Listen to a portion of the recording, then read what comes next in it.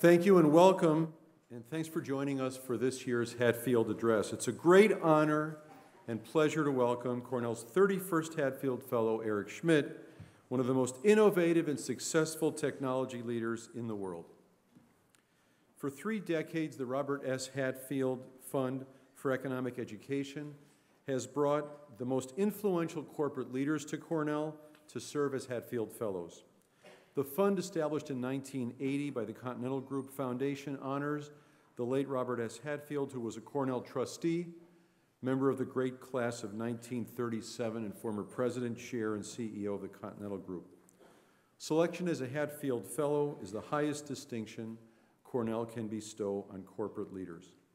And the Hatfield Address, our premier annual corporate event, is intended to serve as a major platform for the exchange of ideas between the academic and corporate communities. Our speaker today has played a truly crucial role leading a company that obviously has transformed the ways we find information, making more information available to more people faster than ever before. Google was founded by Larry Page and Sergey Brin in 1998 with a $1 million stake from venture capitalists. Last year, the company reported $38 billion in revenue, and it receives a staggering total of 1 billion unique visitors per month. And in case you're wondering, more than my speech page. It is, of course, the world's most popular search engine, but in addition to locating text-based information, countless people around the world also use it to find images and videos and translate texts and shop and read news and define words and much more. It has even altered the English language. In 2006, the Oxford English Dictionary officially added the verb Google. Google has implications, of course, far beyond the ease of locating information and images. Ken Auletta, author of Google, The End of the World as We Know It, argues that Google has ushered us into the dawn of a new digital democracy that grants more power to individuals.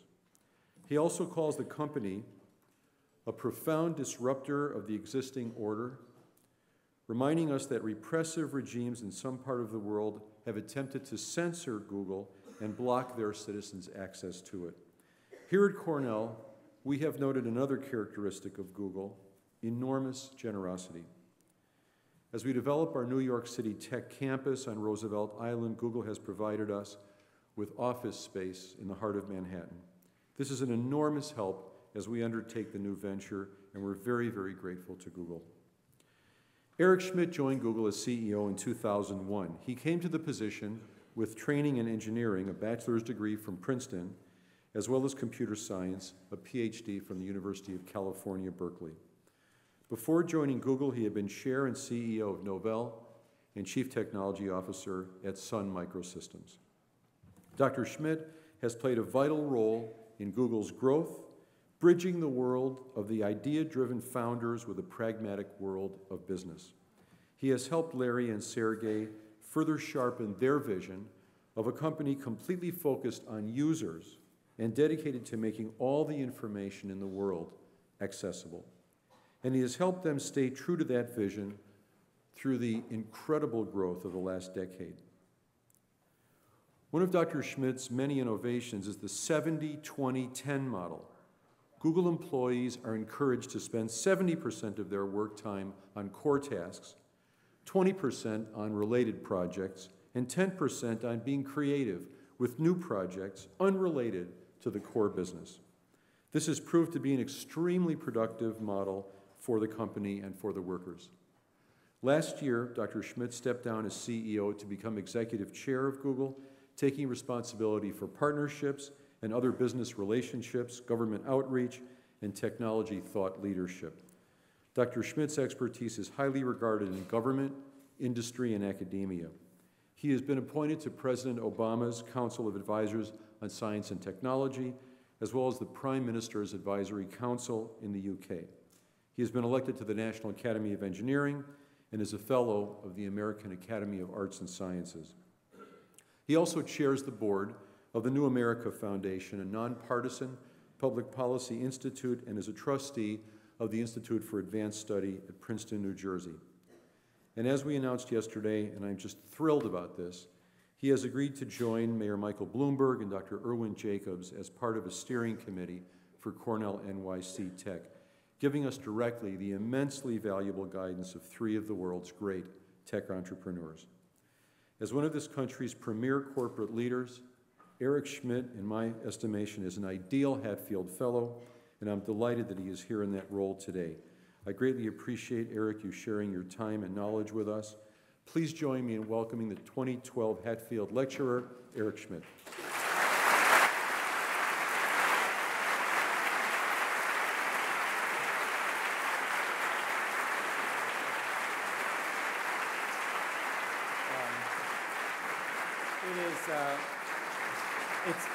It's a really big deal for me to be here. It's an honor to receive this award.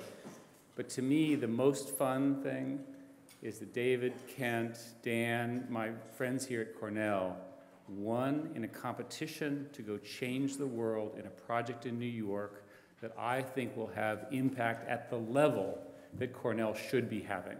I think it's extraordinary what the opportunities are before us as we start literally this year.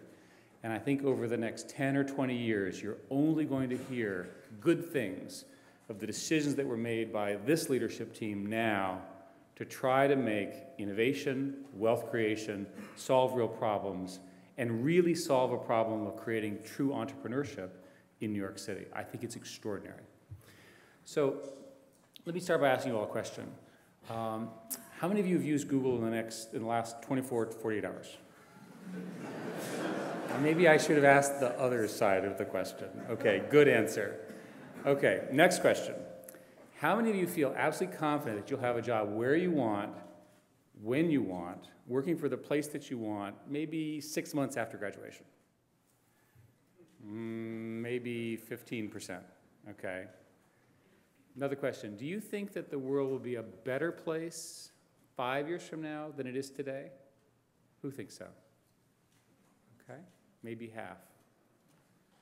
For those of you who said that it's not going to be your choice and a better place, I'm glad I'm here. I hope I'm the bearer of good news, and I've got some good news. I think that you're wrong. I think the world is going to be a better place much sooner than you think. I think there's plenty of room for optimism, and my goal today is to talk about what those opportunities are. And I actually think it's because of you, right? It's hard to understand that. It's you. You've grown up in it. You take it for granted that you're the network generation. You're going to define who our new networked age is, right? By scale, by mass. You're connected to each other in ways those of us who came before could never even dream of. And you're using those connections to strengthen the invisible ties that hold humanity together and that to deepen our understanding of all the world around us. And in the past, it's always older generations standing up on high, trying to teach the next generation the ways of the world, trying to make sure you follow their footsteps. It's different now. You're teaching us. This generation, your generation, is the first fully connected generation the world has ever known. What's the first thing that you do when you get up in the morning? Check your phone. Your laptop, read some email, comb through your social networks, see if you have to get out of bed. Right? I claim that if you are awake, you're online. By the way, that's the definition of connectivity. And you're probably texting your friends right now, tweeting the speech, changing your status. Smile, you're on camera. It's okay. And so there's this joke about the college kid, getting mugged who says, hold on. Let me update my status, letting my friends know that I'm being mugged, and then you can have my phone. You think I'm making that up? Happens all the time. But it's a telling, and I think it's a stark depiction of how essential technology has come to your generation's identity and your ability to connect to the world. And identity and connection are concepts as old as humanity itself. And they make up so much of who we are. They shape our times. They define a human condition, identity and connection. It's your task to take those time-worn concepts, spin them around, right? Reimagine them, and make them fresh and new and exciting. You have an advantage, by the way. You have an innate mastery of technology, an ability to find and foster connections that nobody before. And I can say from my position, we are jealous. We're jealous of what that means to the way you're wired, to the opportunities that will happen to you for many decades ahead of you. And it's interesting that people bemoan a generation who grew up living a life in front of screens, always connected to something or someone. These people are wrong, right? The fact that we're now connected is a blessing, not a curse, and that we can solve many, many problems in the world as a result. Not only is it an advantage that you have, it's also a responsibility that you carry. Now let's talk about how the world is changing. I would argue that networks are changing our world. There's good examples. There's increasing returns to education. I'm really glad you decided to come here. There's increasing returns to global brands. That's why American firms with brands like Google and the others that you know are doing so well globally. But there are not so good examples of networks and network effects. Increasing concentration, economic power in elites, leading to terrible things. The worst global financial crisis in 60 years, that's an example. And there's lots of serious and long-term problems that are popping up now. There's a global demand problem, a lack of global demand for goods. That's why governments are printing money. They call it helicoptering. Take a helicopter, drop money in every country. Send the helicopter again and drop more money in each country. Somehow, eventually, we'll run out of gas for the helicopter, I guess. You have a permanent group of young people who are jobless or marginally employed, which will not be you by virtue of your commitment to education and the things that you care about. You have a growth in percentage of service sector jobs, and they tend to be in the government or public sector, which are less productive. You have a lack of efficiency in government and public sector jobs due to regulation, union rules, and no tolerance for risks. You have a problem of democracy, that individuals will sometimes vote for their own local interest rather than society's interest. You have a loss of the traditional role of media, and you have the fact that political systems can actually fail. These are very serious, weighty problems. So I look at this and I say, well, what's the upside? We've got lots of capital. We have lots of money floating around this global system. We need economically viable projects in the world. And what are some of the best solutions that we know now? Let me give you an example in education. In STEM education, there are plenty of examples. STEM is basically the math and science stuff. There are plenty of examples of internet-enabled education, right? Universities are now looking at various startups that are doing this. I'm on the board of something called the Khan Academy, which is revolutionizing sort of the way high schools think about how they should teach various classes and so forth. These are all video internet solutions of one kind or another. We want as many of those choices as possible, and we want to measure the hell out of them to see whether they work or not. And there's promising results in each. You have universal language translation. And everybody goes, oh, yeah. Do you have any idea how important that is? People have searched for universal language translation for thousands of years. Wars have been started and fought and lost and won over the fact that people could not communicate. In a few years, we just solved that problem. And no one gives us any credit as computer scientists. Right? Dan, I mean, we've been talking about this. Where are all the awards for the fact that we've now translated everything to everything else, that everyone can talk to everybody? I mean, come on, guys. Now, come on, here you are, Cornell, and you've got some loopy professor who's got some assignment in some weird language. Just type it into Google. Okay, you're done. Sorry. Sorry, David. I didn't mean that. Well, sort of I did. Let's keep going. I'll give you another example. With modern financial tracking systems, we can develop a global financial asset model where we can actually solve the tracking problem for illicit goods and money. We can actually figure out the source and elements of corruption. And we can fix it and eliminate it, largely. That has more impact on a whole bunch of countries and people than you could possibly imagine. We could establish a principle that you should always have two choices in government services and educate people that, which keeps everybody efficient in one way or the other. There are lots and lots of examples of this. Innovation is disruptive and often occurs from outside of the system. You could build a consensus on how new jobs are created, right? 2/3 are done from small businesses. Let's celebrate entrepreneurs. Let's figure out, of course, by the way, this is the audience that did this, right? This is the whole initiative around Cornell, is to try to understand entrepreneurship. You have a very successful program here, which I visited this afternoon as an example. It's important to establish a culture of fact. When you see a debate on television about facts, demand a follow-up analysis on the truth. And if they're lying to you, turn off the television. Now, many of you actually don't watch television anymore, which solves that problem, but you get the idea.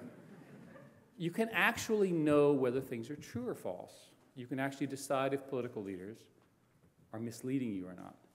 You have an ability to know things that we didn't before. An example, you can think about food distribution in the developing world. The food is stolen and spoiled and so forth. Demand that the ultimate recipient send you an SMS that says, hey, I got the food, and then figure out why it didn't get there. So when I look at it, I look at technology, which is sort of what we all do, and a whole bunch of you do with me, and we say, what can technology help solve? The education problem, the corruption problem in illicit networks, the terrible tyrant problem, the small business growth problem, the language problem, the energy problem, which I haven't talked about, which is amazing, and the bad government problem. Pretty good list, right? Reason to be optimistic. Now, don't get me wrong. I mean, political systems, governance systems do matter, but real leadership is very hard to find. And that's why we turn to you, the leaders who will be stepping up and to usher some sort of a new, you're going to listen to me and you're going to figure it out. And you'll figure it out better than I will. To me, the question remains, what does the technology future like? And keeping in mind that predictions are a great way to look foolish, it's important to point out that the future will come sooner and be stranger than any of us think right now. Now, everybody here knows that connectivity is changing the world in ways that none of us could possibly imagine. Everyone can dream of a far-off future where everyone is connected, everyone lives longer, and the poor are lifted up and given new voice and new hope. But the truth is, we don't have to dream. The technology that can truly change lives and nations and planets, much of it's already here, or will be very soon. So here's what I predict that all this technology will allow to make happen. It's a future that in some ways is right around the corner, but in other ways is already here. We're going to be more efficient. So you wake up in the morning and imagine a fully integrated living space. No alarm clocks. The coffee is made. Your window's open to let in the sunshine. And there's a back massage, not a loud buzz that nudges you awake. By the way, REM-timed sleep alarms exist already. You've got a mattress sensor monitoring your sleeping rhythm, and it coordinates with your home as to not wake you up and interrupt this cycle. You skim through the daily news on transparent screens, holograms of your email, to decide whether you really have to get up.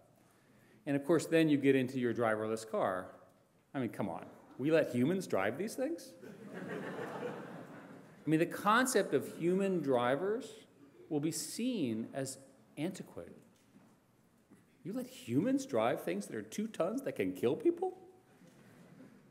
We can do a better job. Now, I've been in the Google driverless car, and it's hair-raising, trust me. And there's a really big red button that's a stop button. So we're not quite there, but we're getting there. There are plenty of other examples. Voice recognition, instant transcription of emails, texts, no more texting and driving, even though you're likely to won't be driving anyway. Think about social robots.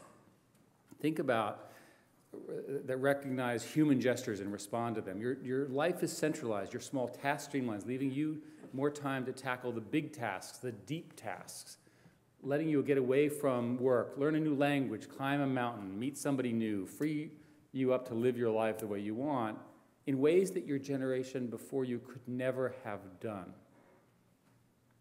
Pretty neat. That's not the most important story. There's an even more important story in the developing world. 1.5 billion people live on less than $1 a day, and hundreds of millions of children go to bed hungry at night. Half of the world's people don't even live under democratic governments. The rights that we all enjoy are a rarity, not a norm. And when it comes to the internet, we think everyone is online, but only 1 billion people have smartphones, and 2 billion have access to the web today. So for most of the world, internet cafes are far-off digital oases in technological deserts. But in this century, there's a chance for change on this horizon. Connectivity can revolutionize every aspect of our society, politically, socially, economically.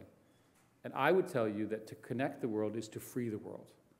And here's how it can happen. Village fishermen and women can keep fish on the line and wait for calls instead of waiting to bring them onto the market. You can allow formerly isolated people to connect with people in the world, be part of the world, exchange information, learn from, and teach the world. Digital data changes society. Data is a tool. Governments can measure the success of programs. The media can check the government's claims. Markets expand by better metrics, reshaping economies. Newly discovered talents. I mean, perhaps the best graphic designers come from a part of Botswana because of a particular aspect of their culture and their sense of style. And all of a sudden, those become the wealthiest citizens in Botswana because they can practice their work from where they live but serve a global audience. Newly competitive advantages for disadvantaged economies. New opportunities for collaboration, for ways to parents to educate their children. Any child who cannot attend school because it's too far or too dangerous or expensive, now they have a lifeline to this limitless world of learning. But I even don't think that's so impressive, although it's life-changing. Many of our most pressing public and individual health issues, right, some of them anyway, obesity, diabetes, can be brought under control. Now, bear with me. How are you going to do that? The next step of medical technology and medical science is devices that transdermally, that is, without invading your skin, without pricking your skin, measure what's going on, and ingestible pills. We think of these as microscopic robots that track blood pressure, detect early signs of heart disease or even cancer. You just say, is he making this stuff up? There is already a pill approved by the FDA that collects information about a patient's response to a drug, relays information to a doctor over a Wi-Fi network, in case you're wondering how important Wi-Fi is. So think about what this means for chronic sufferers and the elderly. Automatic and intensely accurate reminders to take medications, constant digital interaction with your doctor. So when I think about it, what I want is a how's my mom doing app, right? And my mom, by the way, would take the smartphone that I gave her, because I'm like her mom, right? Or she's like my mom. And so she's going to basically run this thing, and it'll alert me if there's some significant change in her life patterns. It says, call your mom. See how's she doing? So my point is, you follow that reasoning, each of us has access to our own personal healthcare systems. We can detect if something's wrong with us, find the closest and best equipped doctor to handle it, and get that doctor all the information that we need before we walk into her or his door. The doctor calls you, not the other way around. You better get your rear end into this hospital right now. Don't ignore this text message. Think about it. So I want to talk a little bit more about the distant future. I've talked about what I think will be true in the next 5 or so years.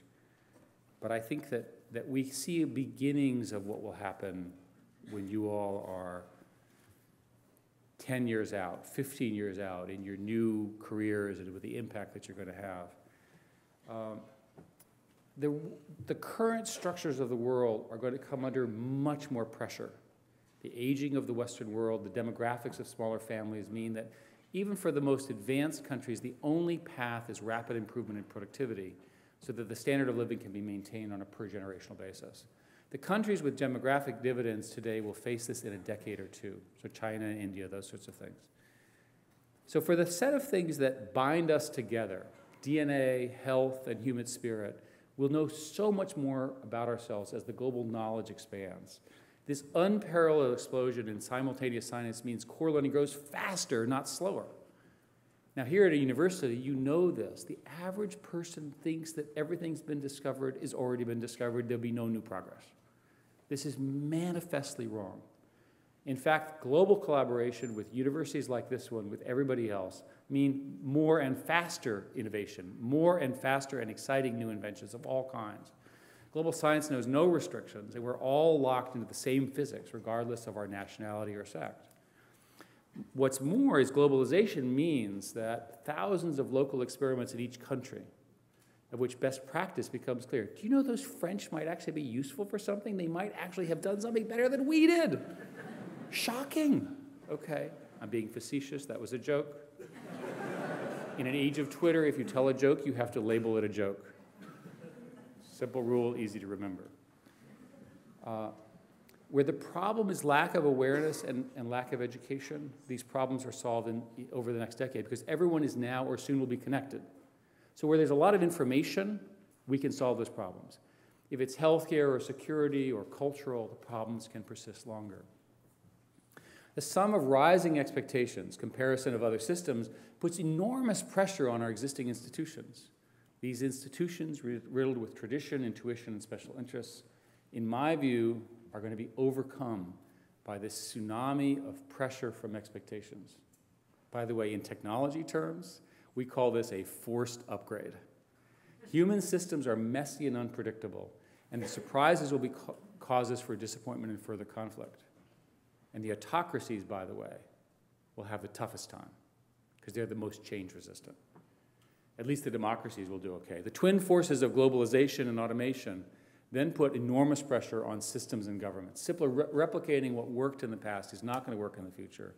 And even after security and basic infrastructure is established, developing countries are going to face very stiff global competition unless they can establish a unique advantage in resources, human capital, natural resources, minerals, oil, and the like. It's interesting that if you try to go even farther, now we're really on thin ice. 20 years, 30 years, you actually conclude, and what was surprising to me, eventually technology just disappears. The ultimate achievement, my goal, if you will, is to make technology just disappear. Now, I don't mean technology will become less relevant. I mean it becomes part of everyday life. Now, Arthur C. Clarke once said that any sufficiently advanced technology is indistinguishable from magic. And that's true. But I'd argue that any sufficiently widespread technology ceases to be magic. Hence my comment earlier about universal translation or Google Maps, like, oh my God, how did they do this? Oh yeah, I knew that forever. Why are you surprised, So when it's everywhere, it no longer surprises. In the future, people will have to spend less time getting technology to work, worrying which cables work and with computers and where your content is stored. No more ports or prompts or plugins, because it'll all be seamless. It will just be there. In that sense, the web will be everything, and it will be nothing. It will be like electricity. And as for the future of the web, if I had to sum it up in one sentence, it will be nothing, and it will be everything. It will be nothing because it will disappear, not by going away, but by going everywhere. So if we get this right, I claim, and I want to challenge you, that we can fix all of the world's most pressing problems, to beam light rays of hope, if you will, to millions who up till now have only seen a flicker. We've gotten ourselves into some sort of weird, depressed state about all of this. I think it's wrong. I think it's actually just wrong. And I would argue that each of us, and in particular you, by virtue of the opportunities before you, have that power right in your pockets, right? Literally through these devices, my Android phone, my Nexus S, right? Now here's the deal. If it's true, if what I said is true, we have all this knowledge literally at our fingertips. But just because we know so much more doesn't mean that we mean our problems don't go away, right? The future doesn't just happen, okay? It's not etched or written or coded anywhere. There's no algorithm that says, there's no formula or algorithm that says technology will do X, so Y is sure to happen. Computers can do amazing things. That's why I do what I do. My colleagues here at the university, this is why we took on the challenge of computing and information technology that we're so proud of. These things in your pockets, they contain power inside of them that your parents would never have possibly imagined. They have speed, they have memory, they have intricately complicated wiring and unfathomably complex circuitry. But I'll tell you, there's one thing that they actually don't have. They don't have a heart. Interesting. All of these connections that you forge, the digital ties that bind our humanity together, it's not possible without technology. But it's not possible without you, and more importantly, without a heart. You have that heart. You will provide the pulse, if you will, with this technology platform for our future. So to finish up, let me say that I studied this a little bit using my favorite search engine. As a graduate from this university a little while back, class of 1921, E.B. White, right? And his archives are here on campus, as you all know. And he said, quote, "I arise in the morning torn between the desire to improve the world and a desire to enjoy the world. This makes it hard to plan the day." Pretty good quote. What's interesting is if you think about it, this is why this is such a neat quote. You don't have to make that choice anymore. You can do both. I urge you to do both, and I expect you to do both. And frankly, the rest of us need you to do both. So please go ahead and plan your day. Technology can be one of our most potent tools, but it's ultimately the users who change the world. That's you. It's up to you to improve our world, to enjoy our world. And because of you, unlike any generation that has come before, you can do both. Thank you very much.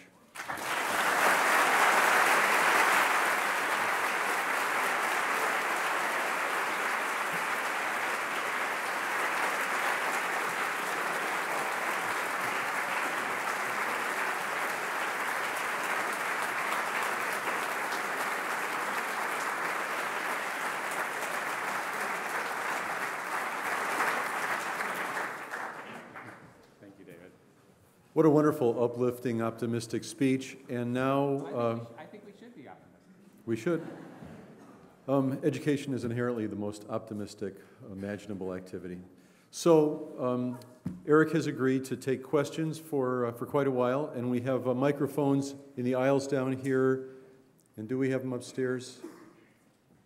Oh, you have to text those messages down then. So please down here line up, or upstairs just stand up in front of the exit areas, and I'm sure we can hear you. And any questions you'd like to ask?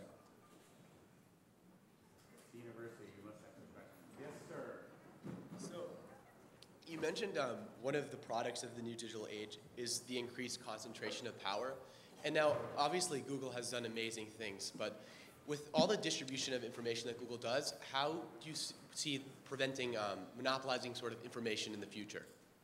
I'm sorry, repeat the last part. So now, obviously, Google holds a lot of power. It has a lot of technologies that we use in our day-to-day lives.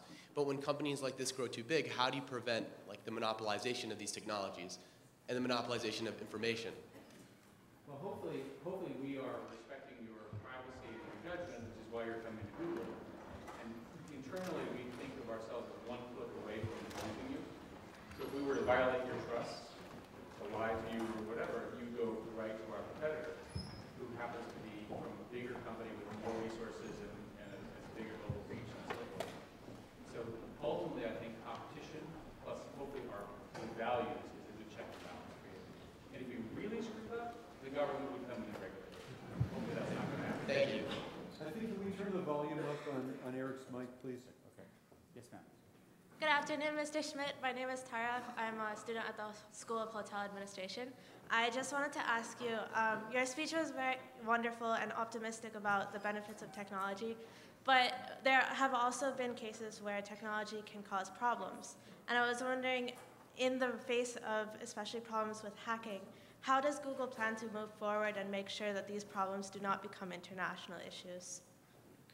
I think I think first place, many people say technology does not have a bias. I believe that technology does have a bias of empowerment of individuals. And I view that as largely a positive bias. And I think most Americans would view that. There are plenty of people in the world who do not. With that empowerment of individuals comes the empowerment of bad people too. And so that's sort of the way that I think about it. And there's an awful lot of people who have a lot of free time to do evil things, maybe because they can't do anything else. You know, maybe nobody else wants to work with them. Maybe there's something screwy with them. We have technology to address most of these issues. So if you look at the duality of privacy and security, I would argue that it's our job to do a good job of security. And the technology we have is based on what are called public key crypto systems, various stored data systems. We can make your information secure, appropriately private and under your control. But you have a responsibility to understand what it is you're doing, to know where you're going, to not completely trust everybody, to pay attention to brands.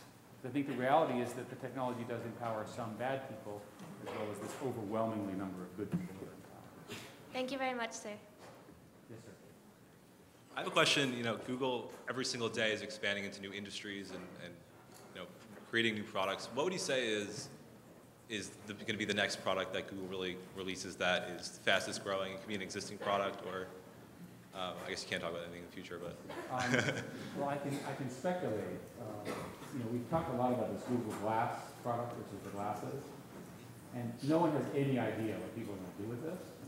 But there's a sense that having that perspective in life, the perspective that what you see, and then being able to show it straight to you in your vision, is a big game changer. And I talked a little bit earlier about the car.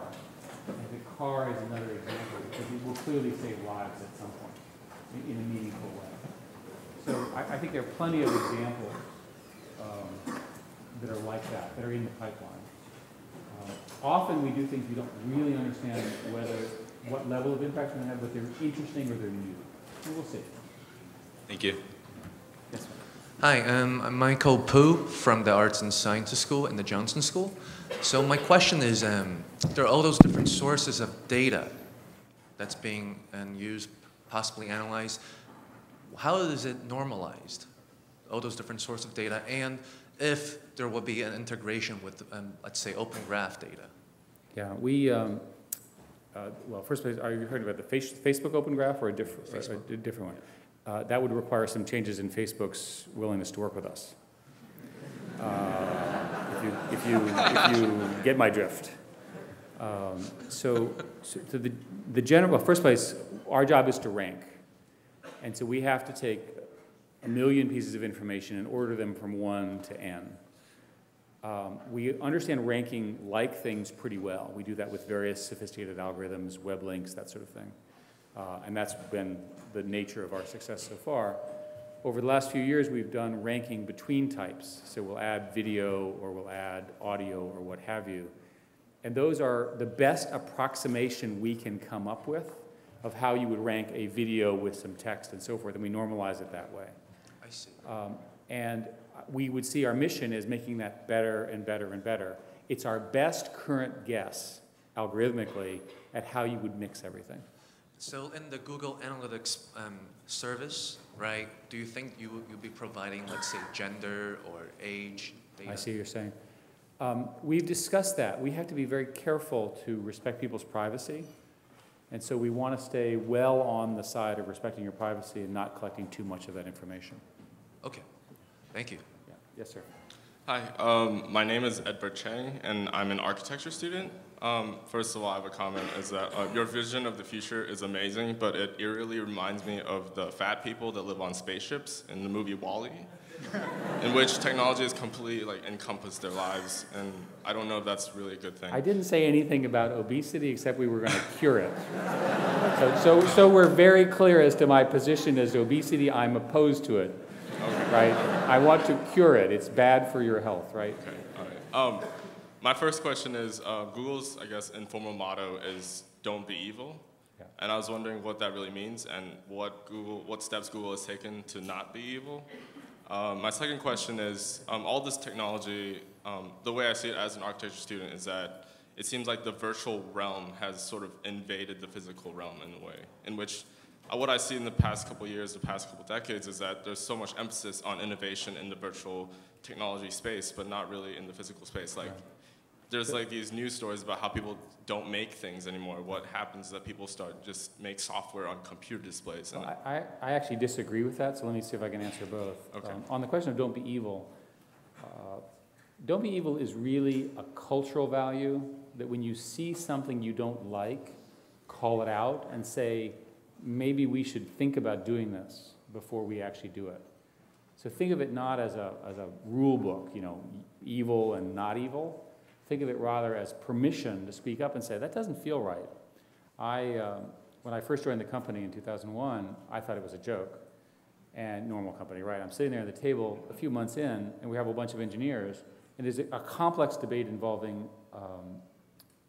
advertising system and its use in search. And one of the engineers says, that's evil.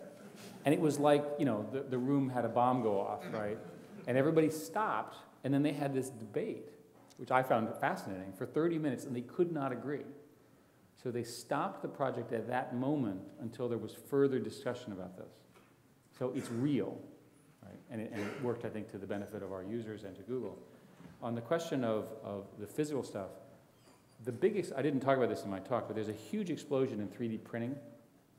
And the evidence is that, in fact, people will make lots of things, but they'll make them in different ways. And that there will be some local printer where you can design your virtual object or eventually houses and buildings, and you'll press a button, and all the pieces will get assembled down the street to your spec, efficiently, with great strength and so forth, at a price which is largely competitive with volume manufacturing. That's why it's so interesting. And that's a technological revolution which deserves its own talk and is amazing. Okay. So, I mean, as an example, you're an architecture student, I have a number of friends who are architects who build their little models using these 3D printers, and they just make the whole model and then somebody assembles it for them. I said, that's not fun. You didn't spend, 20 hours reassembling your model. You just had us print it. And they said, what's wrong with this? It's efficiency. So. All right, thank you very much. Go ahead. Yes, sir. I largely agree with your vision. I have two quick comment questions. One is, it's been said that great art and great music is often a result of limitations, of restricted capabilities of the current technology.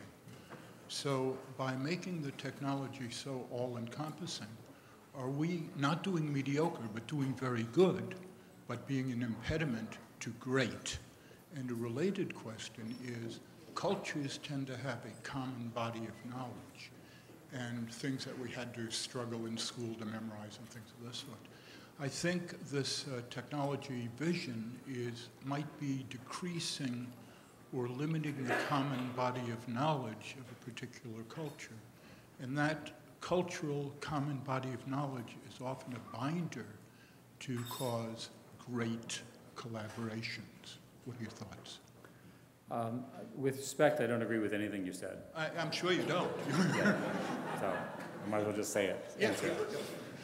So with respect to art, we all mythologize the starving artist who, had all these terrible things happen to them. No, I was more like the nature of the instrument, the problem with paints. I don't like artists to struggle, but the thought is, you can make anything with electronic sounds now. Do you know of any great electronic music to compare with Bach, who had the troubles with how do you play an open G trumpet, things of this sort? Okay. I think most people would agree that Bach's talents were intrinsic to somebody once in 1,000 years, as opposed to the fact that he had some specific limitation in his instrument. But we could debate that. I think the fact of the matter is that more people have access to culture and tools, so therefore more people have a shot at greatness.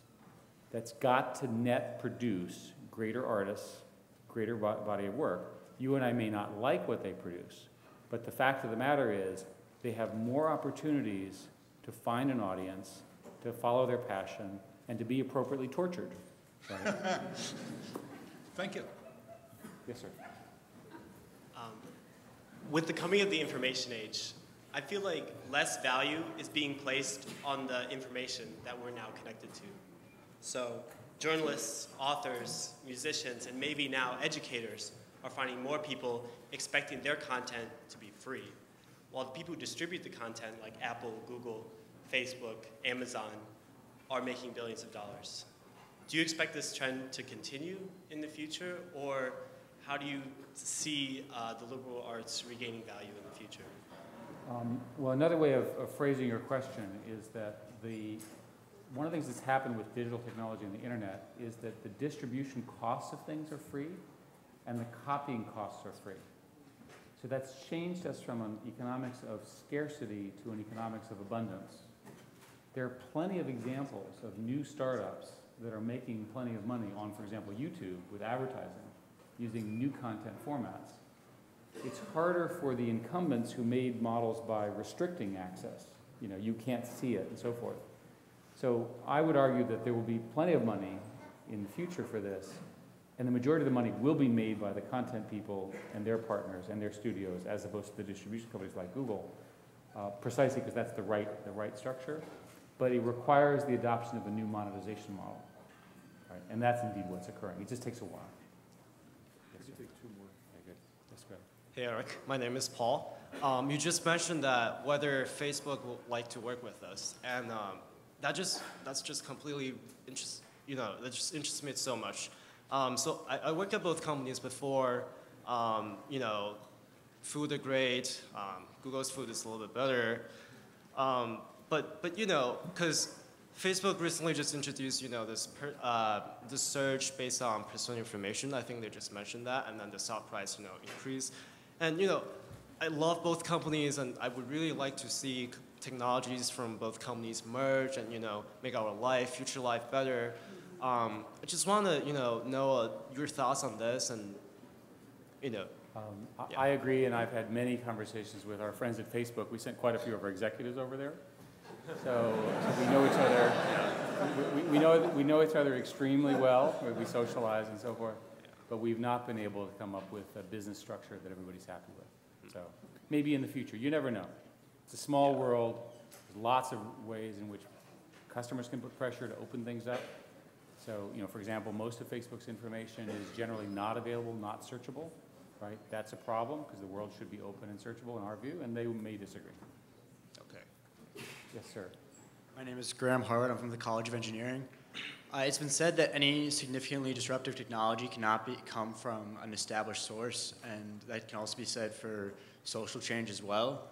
And in some senses, Google has become an established source as well as democracy as an established form of government.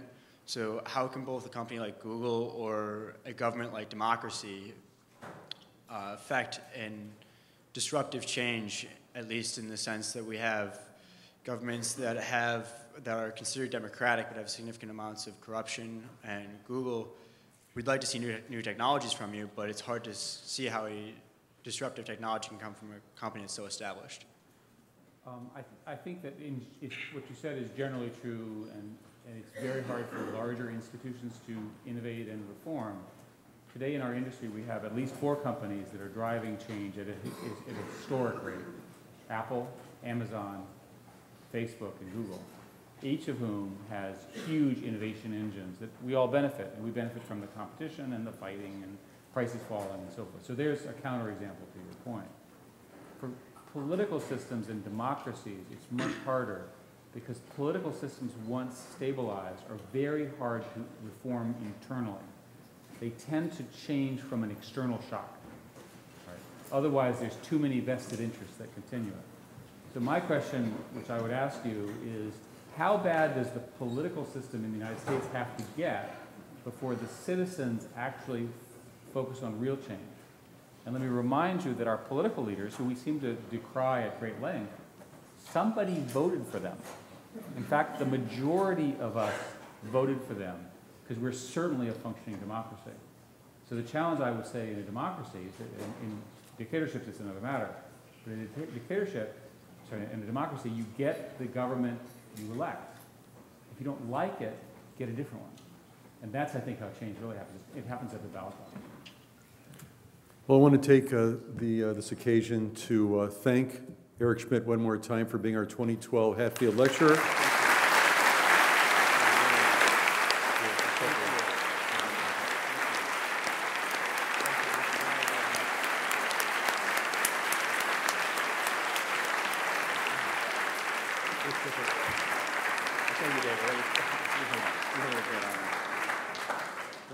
Thanks, everyone.